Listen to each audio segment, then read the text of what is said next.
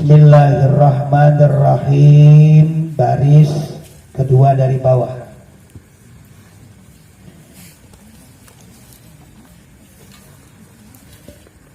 Wa ta'ammulu sareng ari kudu nginget-nginget.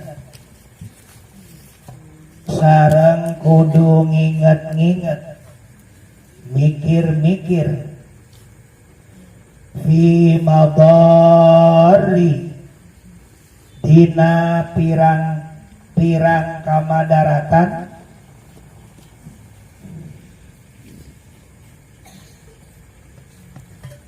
kasratil akli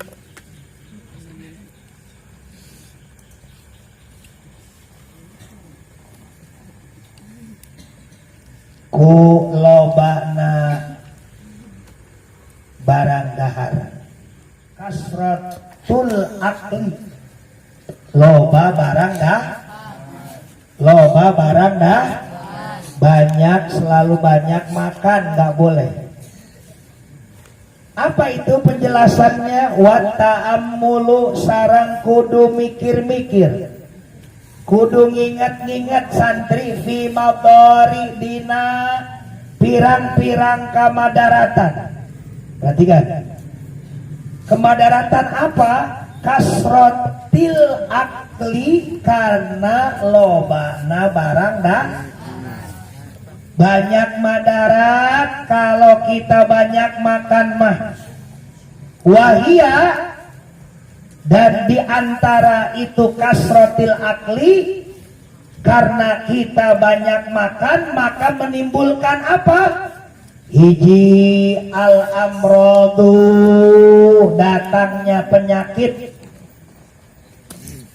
Ya santri, kalau kita banyak makan maka banyak penyakit. Tuh ya, karena nggak diatur itu makanan, tidak diatur itu minuman, tidak diatur itu bernapas. Sedangkan kata baginda Nabi yang pernah Nabi sampaikan, fasulusun li ta'amihi wasulusun li syarabihi wasulusun li nafsihi. Kadar perut itu 3 bukan 2. Kadar perut itu 3 bukan 2. Apa itu yang 3? Sepertiga untuk makanan, sepertiga untuk minuman, sepertiga untuk bernapas. Kalau kalian lipat itu untuk bernapas hanya buat minum dan makan, maka al-amrod, kalian akan mendatangkan penyakit ke anggota tubuh kalian. Setengah untuk makanan, setengah untuk minuman, bernapasnya enggak, maka kalian akan menimbulkan penyakit, minimal ngap. Betul? Wakalalatut tabai, kalau kita banyak makan akan mengakibatkan bebal itu otak. Otak itu kurang mencerna, bawaannya mau tidur terus, bawaannya ngantuk terus. Makanya Abi sering bilang jangan lepas Senin Kemis bikin cerdas. Itu Abah waktu itu pernah cerita sebelum pindah ke sini. Abah nggak bisa ngaji, nak. Abah Abi nggak bisa ngaji di Menes itu, waktu ngaji di Pandeglang, di guru beliau itu nggak bisa baca kitab. Tapi sering Senin Kemis puasa, sering Senin Kemis nahan lapar dan dahaga, dijadiin wajib tuh Senin Kemis.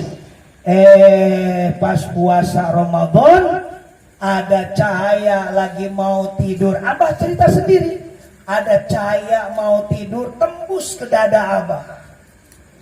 Tembus ke dada Abah dari internet, dari tembok atas, dari genteng rumah sampai tembus ke dada Abah lagi tidur.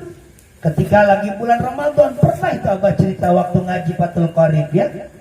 Pasti yang kelas 9 itu pernah dengar. Ternyata setelah bangun, pas besoknya baca kitab nerenteng aja. Subhanallah. Baca kitab dilalap itu nggak pernah dilogat sama Abah. Ya, nggak pernah dilogat kayak kita. Abah mah nggak pernah ngelogat Sunda, nggak pernah ngelogat Jawa. Jadi maknanya tahu semua. Abi bingung waktu minjem kitab Abah itu nggak ada coretannya. Bersih itu coretannya, paling tanda tangan aja beliau. Terus ada keterangan yang nggak tahu dicatat di atasnya. Subhanallah. Ya. Kenapa itu bisa seperti itu cerdasnya? Bisa baca kitab ujuk-ujuk ada sinar masuk ke dada beliau, ke ayahanda Abi, dikarenakan ingat rajin menahan lapar dan dahaga, rajin lapar-lapar, rajin puasa Senin.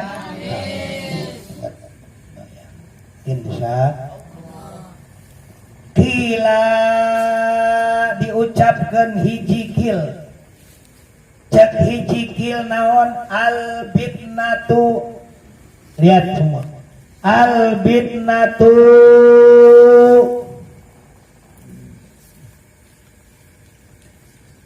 tadhabul fatona, albitnatu ari beteng pinuh, perut penuh, tadhabul fatona eta bakal ngalengitkeun kacerdasan tuh ya. Kalau perut kita penuh bakal menghilangkan kecerdasan. Ingetin tuh. Kenapa demikian? Karena kita mau ngapal juga bawaannya ngantuk. Tapi kalau perut kosong, nah itu bawaannya insya Allah nggak pernah ngantuk. Amin darobal. Malah Kangjeng Rasul mah perutnya diganjel pakai batu. Kangjeng Rasul pemimpin sedunia yang membelain kita nanti di persidangan Allah di hari kiamat. Amin. Yang memberikan syafaat kepada kita semua. Amin. Itu dalam masa hidupnya perutnya diganjel pakai batu. Sampai-sampai iketan kalau yang Abah mah ya, kalau umroh tuh pasti tahu ada iketan apa sabuk warna hijau tuh kalau yang suka pergi haji. Sabuk yang warna hijau itu buat ngiket batuknya. Batu koral itu masuk ke perutnya. Satu waktu Sayyidina Ali ngedengar ketika ruku. Subhanallah. Bunyi, batu koralnya bunyi. Maka pas sudah sholat, Sayyidina Ali mantu Kangjeng Rasul nanya, wahai Rasulullah, apa yang terdengar dalam perutmu itu wahai Rasul? Kok ada terdengar seperti ada bebatuan di perutmu itu wahai Kangjeng Nabi? Wahai Ali, betul. Ini perut aku ternyata buat ngeganjel kekosongan perutku, aku taruhin batu. Mengapa harus demikian wahai Rasul? Engkau adalah pemimpin sedunia. Engkau adalah pemimpin umat muslim sedunia.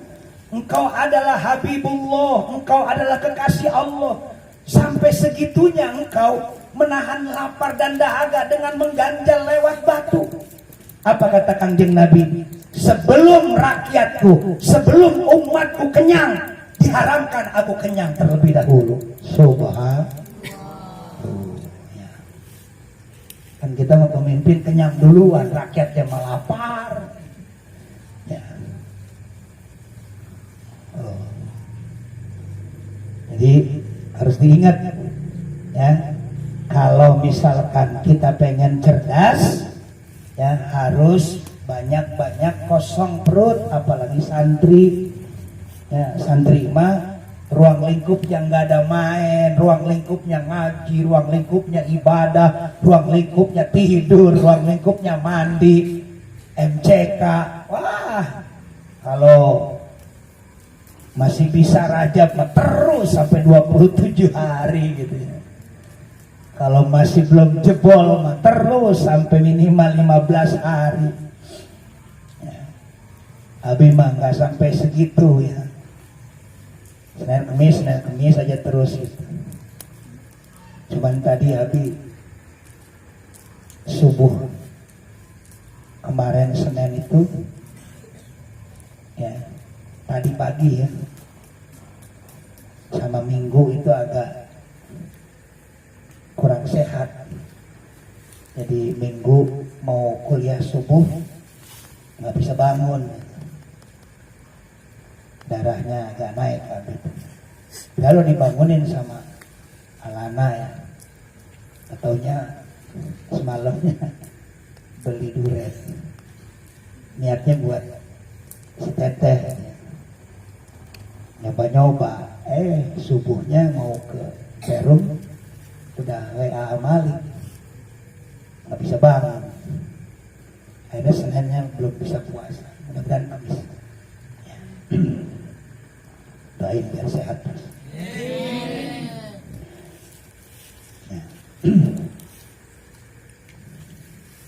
Dilanjut.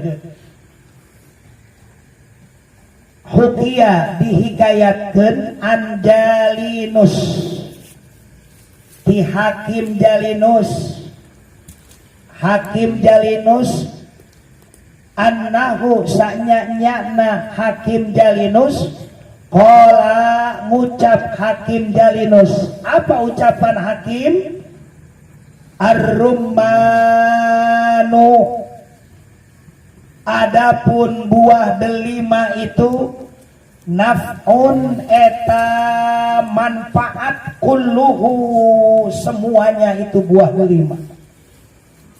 Wasamaku sareng adapun ngadahar ikan, makan ikan itu dororun kulluh, eta madarat sakabehna eta sama.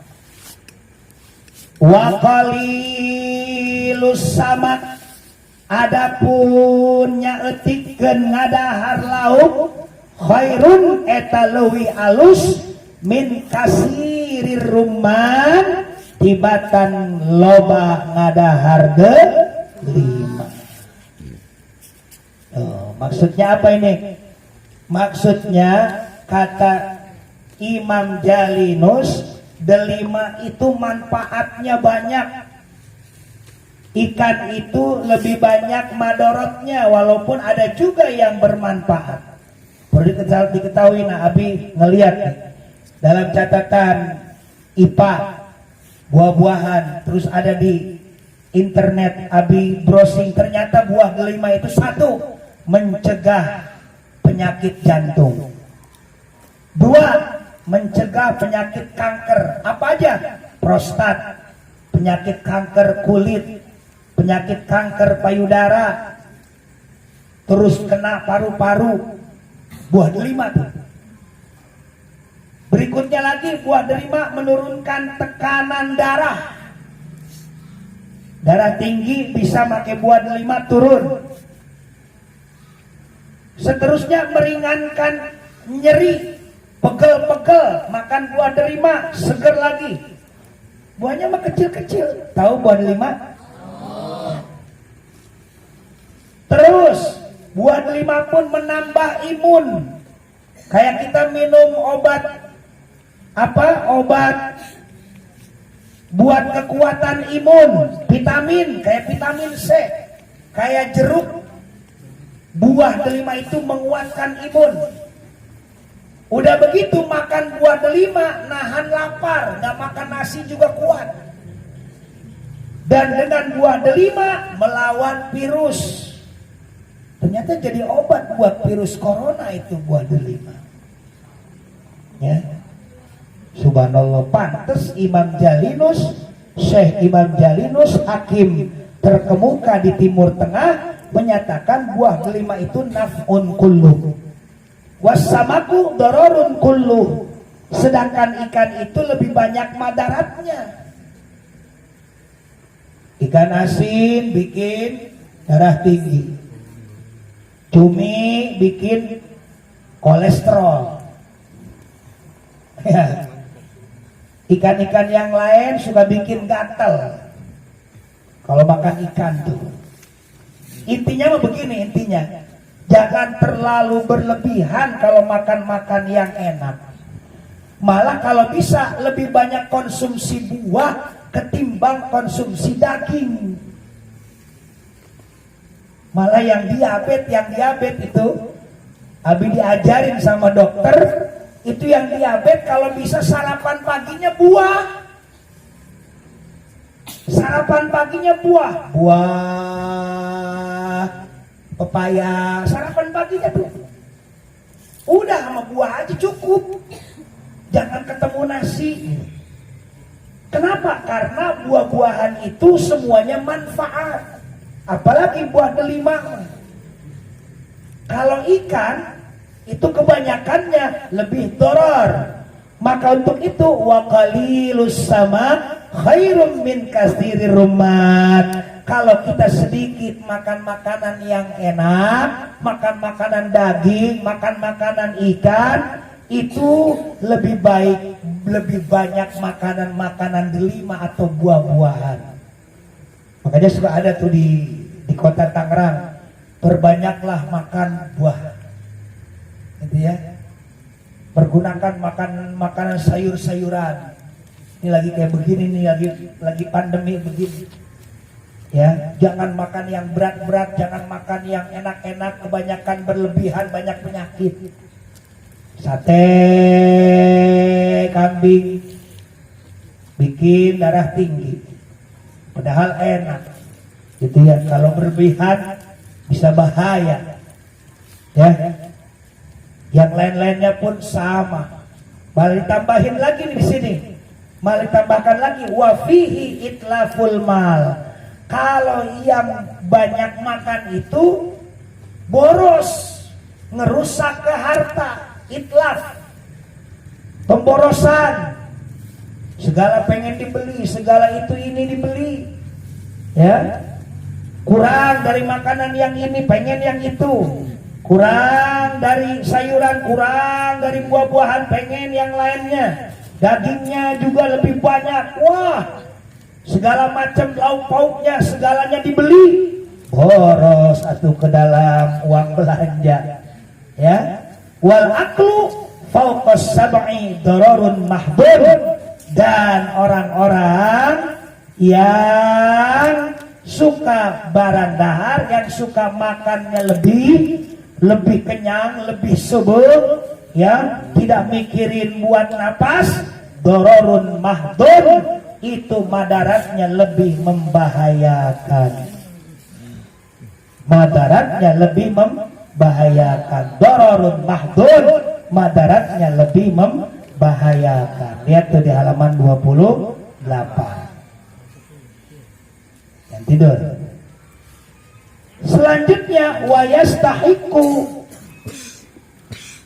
orang-orang yang banyak makan itu bihi, itu akan nerima, wayastahiqu, akan ngehak itu jalma, akan menerima itu seseorang, ya. Bihi yang selalu makan banyak, bihi yang selalu kasratul akl,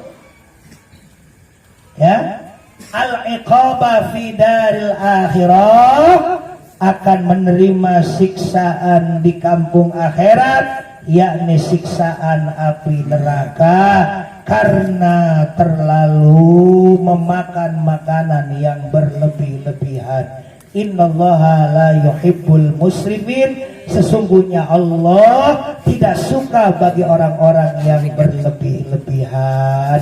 Jangan kita berlebih-lebihan, hidup halus sederhana, walaupun kita mencukupi, janganlah kita berlebih-lebihan. Karena itu adalah akan mendapatkan balasan iqaba fi daril akhirah, siksaan di kampung akhirat, siksaan di neraka, tidak lain bagi orang-orang yang suka gembul, yang suka makannya berlebih-lebihan. Na'udzu